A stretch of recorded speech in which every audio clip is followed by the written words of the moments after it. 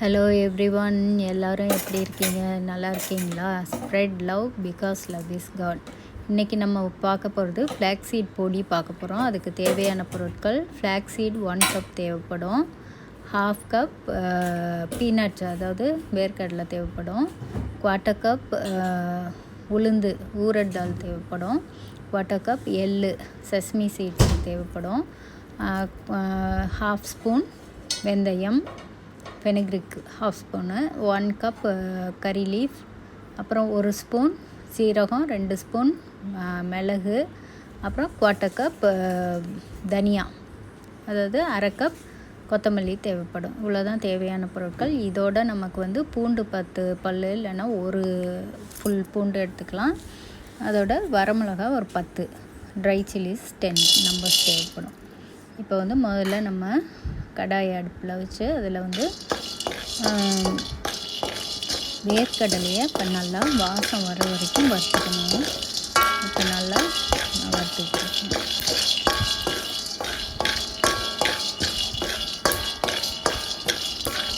வேர்க்கடலை ஹை இன் ப்ரோட்டீன். வேர்க்கடலை உடம்புக்கு ரொம்ப நல்லது. ஸோ அதனால் வேர்க்கடலையும் இந்த பொடியில் நம்ம சேர்த்துக்கோம். இந்த பொடி இட்லி தோசைக்கெலாம் நல்லாயிருக்கும்.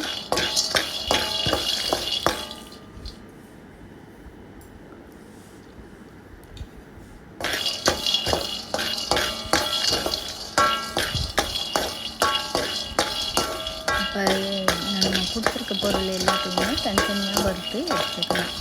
ஸோ முதல்ல நான் வேர்க்கடலையை வறுக்கணும்.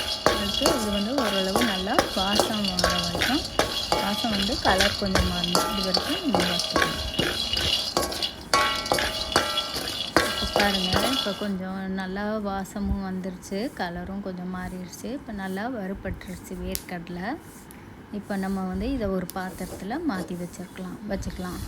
இப்போ அதே மாதிரி இப்போ நான் ஃப்ளாக்ஸீடையும் நல்லா வறுத்துக்க போகிறேன். இப்போ ஃப்ளாக்ஸீட் 1 கப் தேவைப்படும். இது மெயின் இன்க்ரீடியண்ட். இந்த பொடியிலேயே ஃப்ளாக்ஸீட் தான் சேர்க்குறோம். ஃப்ளாக்ஸீட் 1 கப்பு ஃபுல்லாக சேர்த்துக்கிறோம். இதில் நம்ம வேறு எந்த பருப்பு பயிறு எதுவுமே சேர்க்கல. ஃப்ளாக்ஸீட் தான் மெயின் இன்க்ரீடியண்ட். ஸோ அதை நான் இங்கே யூஸ் பண்ணுறது கோல்டன் ஃப்ளாக்ஸீட், அதாவது எல்லோ கலரில் இருக்கும். ஸோ இதுதான் நான் யூஸ் பண்ணுறேன். எது கிடைக்குதோ அதை நீங்கள் யூஸ் பண்ணிக்கலாம். ப்ரௌன் இருக்கும், எல்லோ இருக்கும், ப்ளூ கலர். ஸோ நீங்கள் எது கிடைக்குதோ அதை யூஸ் பண்ணிக்கலாம். இதையும் நல்லா படப்படன்னு பொரிஞ்சு வர்ற அளவுக்கு நம்ம வறுத்துக்கணும்.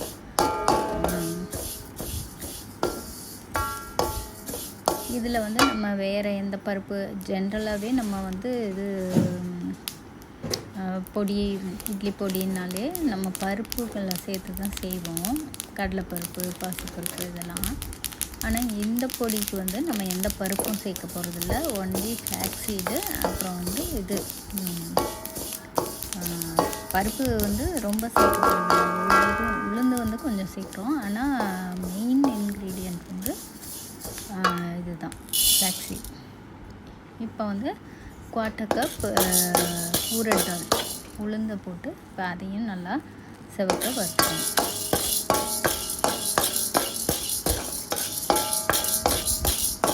இதுவும் நல்ல வாசம் செவப்பாக வர வரைக்கும், கொஞ்சம் கலர் மாறுற வரைக்கும் வறுத்துட்டு தனியாக எடுத்து வச்சுக்கணும்.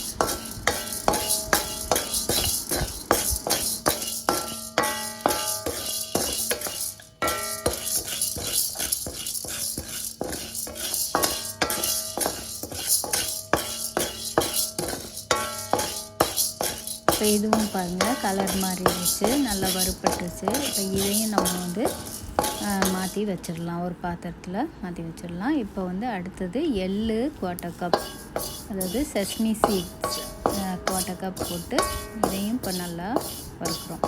நான் யூஸ் பண்ணியிருக்கிறது கருப்பு எள்ளு யூஸ் பண்ணுறேன். எந்த எள்ளு இருக்கோ அதை யூஸ் பண்ணுங்கள். ஒயிட் எள்ளு கூட யூஸ் பண்ணலாம், கருப்பும் யூஸ் பண்ணலாம். எது உங்கள்கிட்ட அவைலபிளாக இருக்கோ அதை யூஸ் பண்ணிக்கோங்க. இதுவும் 1/4 கப் போட்டு இதுவும் படப்படன்னு பொரியிற அளவுக்கு வறுத்துக்கணும்.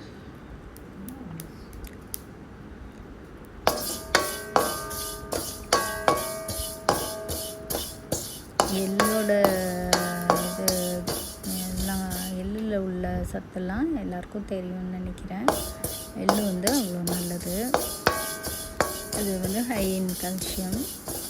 ஸோ எள்ளும் சேர்த்து தான் நம்ம இந்த பொடி செய்கிறோம். இந்த எள்ளு சேர்க்கும்போது இந்த பொடிக்கு நல்ல வாசம் கிடைக்கும். எள்ளு வறுத்துட்டு சேர்க்கும்போது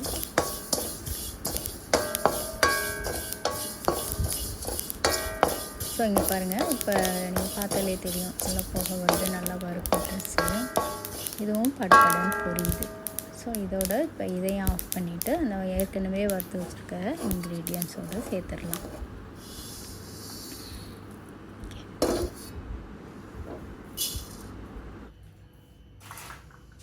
இப்போ வந்து நம்ம 1/4 கப் கொரியாண்டர் சீட்ஸ் எடுத்து வச்சுருக்கோம்ல, தனியா 1/4 கப் எடுத்து வச்சுருக்கோம்ல, அதையும் போட்டு அதோட 1 ஸ்பூன் சீரகம், 2 ஸ்பூன் மிளகு, அதாவது 1 spoon cumin seeds and 2 spoons pepper, அதையும் போட்டு அதோட 1/2 ஸ்பூன் பெனில்க் சீட்ஸ், வெந்தயம் வச்சுக்கணும். அதையும் போட்டுட்டு இப்போ எல்லாத்தையும் சேர்த்து இப்போ நல்லா வறுக்கணும். இதையும் நல்லா வாசம் வர வரைக்கும் நல்லா வறுத்துக்கணும். கொஞ்சம் நம்ம பொறுமையாக டைம் எடுத்து இதெல்லாம் வறுத்தாதான் வாசம் ரொம்ப நல்லா இருக்கும்.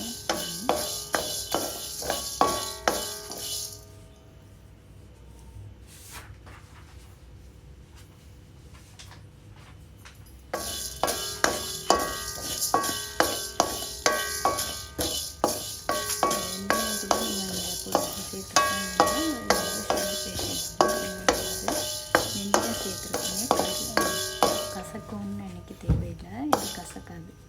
ஏன்னா கொஞ்சமாக தான் சேர்த்துருக்கோம். நிறைய மற்ற இன்க்ரீடியன்ஸோட கொஞ்சம் தான் சேர்த்ததுனால இது கசப்பாக இருக்கிறது நல்லாயிருக்கும், உடம்புக்கும் நல்லது. ஸோ இதையும் நல்லா வாசம் வர வரைக்கும் வறுத்துட்டு ஏற்கனவே வறுத்துட்டு வச்சுருக்க இன்க்ரீடியன்ஸோட சேர்த்துட்டு மற்ற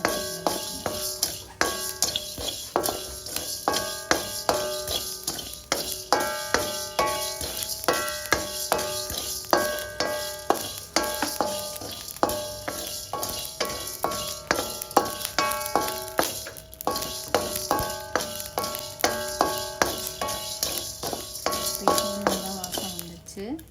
இப்போ இதையும் எடுத்து வச்சிடலாம்.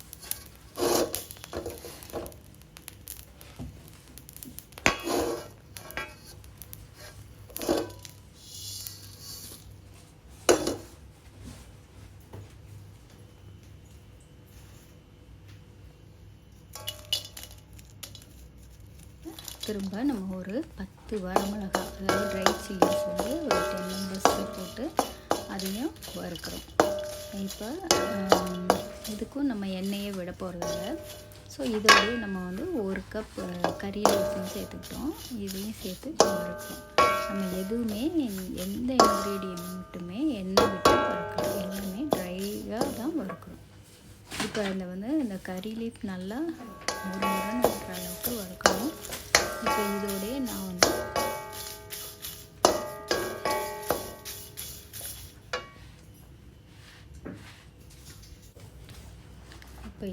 நம்ம 10 பல் பூண்டு தட்டிட்டு சேர்த்துக்கிறோம். நான் வந்து லைட்டாக நச்சுட்டு போட்டிருக்கேன். 10 பல் இல்லைன்னா ஒரு பூண்டு, முழு பூண்டு இருக்குல்ல, அதை ஃபுல்லாக அப்படியே இடிச்சிட்டு அதை எடுத்து இதில் போட்டு அதுவும் நல்லா இதாகிற வரைக்கும், ஃப்ரை ஆகிற வரைக்கும் நல்லா ட்ரையாக ஃப்ரை பண்ணணும். இது எல்லாத்தையும் சேர்த்து இப்போ ஃப்ரை பண்ணிட்டுருக்கோம். இதில் வந்து வரமிளகாய், அதாவது ட்ரை சில்லி, கறி லீவ்ஸ், கருவேப்பிலை அண்டு கார்லிக், பூண்டு, இது எல்லாத்தையும் போட்டு நல்லா வறுக்கணும் ட்ரை ஆகிற வரைக்கும். கார்லிக் எப்படி இருந்தாலும் கார்லிக் வந்து ரொம்ப வறுப்படாது. அதனால இந்த பொடி மட்டும் நம்ம ஃப்ரிட்ஜில் தான் வைக்கணும். வெளியில் வச்சோன்னா வீணாக போயிடுறதுக்கு சான்சஸ் இருக்குது. ஏன்னா அது ஃப்ளாக்ஸீடும் வந்து ட்ரான்ஸிட் ஆகிடும். அதனால நம்ம சிக்கு வாடை வந்துடும். அதனால நம்ம வந்து இந்த பொடி மட்டும் நம்ம ஃப்ரிட்ஜில் தான் ஸ்டோர் பண்ணணும். வெளியில் கொஞ்சம் நாள் வைக்கலாம். Better we have to keep it in inside the fridge. அதனால் இப்போ இது எல்லாத்தையும் நல்லா வறுக்கிறோம்.